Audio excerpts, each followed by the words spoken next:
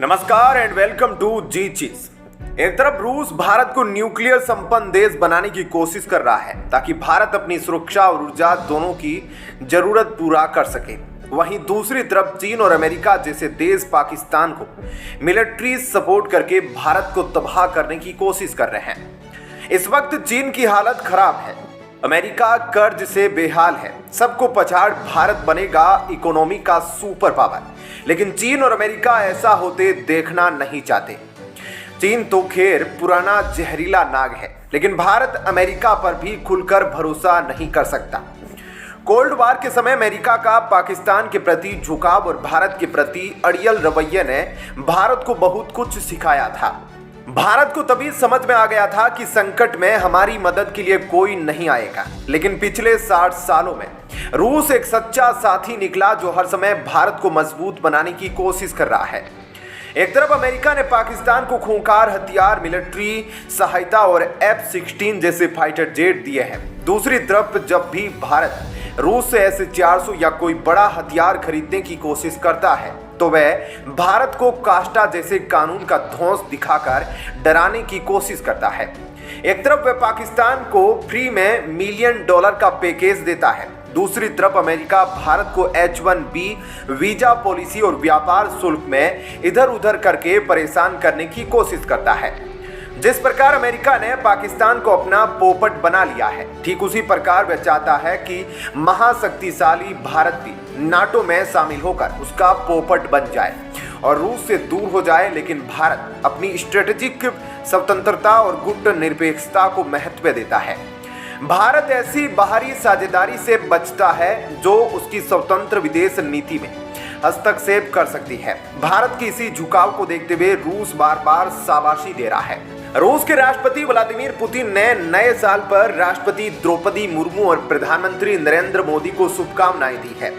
वह लगातार पिछले कई दिन और महीनों से भारत की तारीफों में नए नए पुल बांध रहे हैं। हालांकि रूस यह काम पिछले 60 सालों से कर रहा है, जबकि अमेरिका सिर्फ मौका देखकर ही भारत की तारीफ करता है और जैसे ही उसका काम निकल जाए वह फिर से चाकू लेकर भारत की पीठ पीछे खड़ा हो जाता है।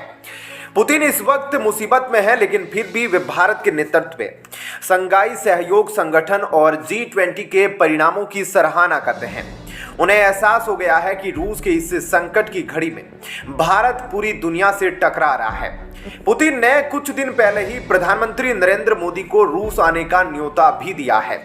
पुतिन ने कहा है कि पीएम मोदी को रूस में देखकर उन्हें खुशी होगी। इस तरह का बयान सिर्फ एक दोस्त ही अपने जिगरी यार के लिए बोल सकता है। पुतिन तो पीएम मोदी के मेक इन इंडिया इनिशिएटिव के मुरीद हो गए हैं। पुतिन ने कुछ समय पहले कहा था कि पहले हमारे यहाँ ऑडी और मर्सिडीज जैसी कारें डोमेस्टिक तौर पर नहीं बनती थी। पहले हम महंगी गाड़ियां जर्मनी से इंपोर्ट किया करते थे, लेकिन अब पीएम मोदी के मेक इन इंडिया इनिशिएटिव से इंस्पायर होकर हम भी घरेलू तौर पर ऐसी कार बना रहे हैं। पुतिन ने आगे कहा, मुझे लगता है कि हमें अपने कई साझेदारों का अनुकरण करना चाहिए। भारत इसका उदाहरण है। उन्होंने कहा था कि वे मेड इन इंडिया वाहनों के निर्माण और उपयोग पर ध्यान केंद्रित कर रहे हैं। मुझे लगता है कि प्रधानमंत्री मोदी मेक इन इंडिया कार्यक्रम को बढ़ावा देने के लिए सही काम कर रहे हैं। वह सही है। इस बीच दोस्तों हम आपको बता दें कि रूस और अमेरिका समर्थित नाटो के बीच अगले कुछ घंटे में युद्ध शुरू हो सकता है। अमेरिकी राष्ट्रपति जो बाइडेन ने चेतावनी दी है कि अगर रूस यूक्रेन के खिलाफ अपने युद्ध में सफल होता है तो अमेरिका को सीधे संघर्ष में शामिल होने का खतरा है। यह बहुत बड़ा स्टेटमेंट है जिसे सुनकर भारत भी चिंता में पड़ गया है, क्योंकि अगर अमेरिका खुले तौर पर रूस के ऊपर हमला करता है तो क्या ऐसे में भारत रूस की मदद में खड़ा हो पाएगा? क्योंकि जब अमेरिका और उसके सहयोगियों ने किसी जमाने में भारत पर हमला किया था उस वक्त रूस अकेले पूरी दुनिया से टकराकर भारत की रक्षा कर रहा था। ऐसे में सवाल उठता है कि क्या भारत इस वक्त अमेरिका के खिलाफ रूस की मदद करने की स्थिति में है या नहीं? इसका जवाब आप नीचे कमेंट में लिखिएगा। बाइडेन का यह बयान पूरे यूक्रेन में रूस के बड़े पैमाने पर भीषण हवाई हमले के बाद आया है। यूक्रेनी वायुसेना के अधिकारियों ने कहा कि रूस ने लगभग 110 मिसाइलों से उनके देश पर हमला किया। इनमें अस्पतालों, आवासीय भवनों और एक शॉपिंग सेंटर को निशाना बनाया गया। रूस के इस ताजा हमले में कम से कम 31 यूक्रेनी नागरिकों की मौत हुई, जबकि 120 से अधिक घायल हो गए। यहां साफ दिख रहा है कि रूस यूक्रेन समेत पश्चिमी देशों के खिलाफ बेहद आक्रामक हो चुका है। ऐसे में क्या भारत रूस का समर्थन करके उसके आक्रामकता को बढ़ावा देगा या फिर चुपचाप शांत बैठने की कोशिश करेगा? यूक्रेन पर हुए ताबड़तोड़ हमले को लेकर बाइडेन ने कहा कि एक स्पष्ट चेतावनी है कि इस विनाशकारी युद्ध के लगभग 2 वर्षों के बाद पुतिन का उद्देश्य बदला नहीं है। वह यूक्रेन को मिटाने और उसके लोगों को अपने अधीन करना चाहते हैं। उन्हें रोका जाना चाहिए।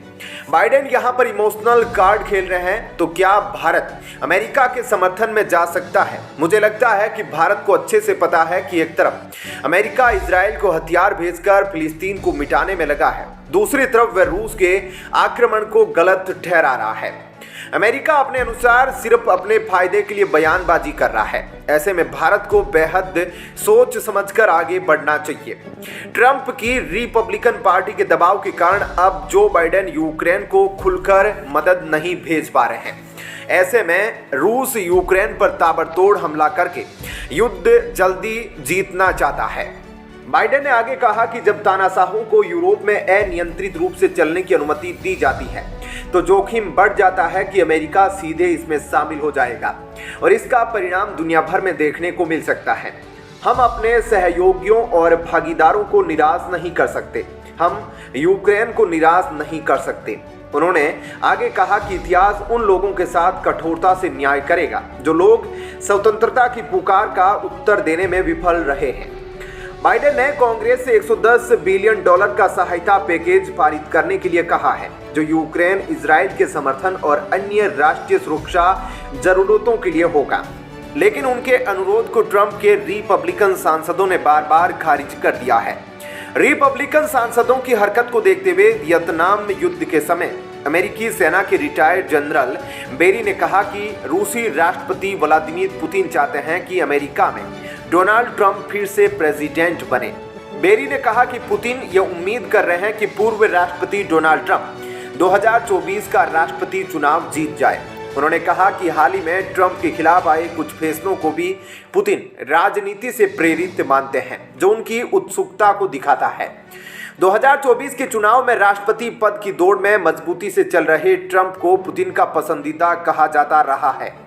जनरल बेरी ने आगे बताया कि पुतिन ने रूस को आर्थिक, राजनीतिक रूप से भयानक संकट में डाल दिया है। उन्होंने लोगों के बोलने की आज़ादी तक छीन ली है। आखिर ट्रंप इस हताश व्यक्ति के साथ क्यों मिले हुए प्रतीत होते हैं, यह समझना कठिन है। उन्होंने कहा कि पुतिन और उत्तर कोरिया जैसी सत्ता सक्रिय रूप से ट्रंप के राष्ट्रपति कार्यालय में वापस आने की उम्मीद कर रहे हैं। यह अमेरिकी राष्ट्रीय सुरक्षा के लिहाज से बुरा साबित होगा। क्या कहना है ऐसे में आपका इस खबर पर कमेंट सेक्शन में जरूर बताएं। जय हिंद, जय भारत।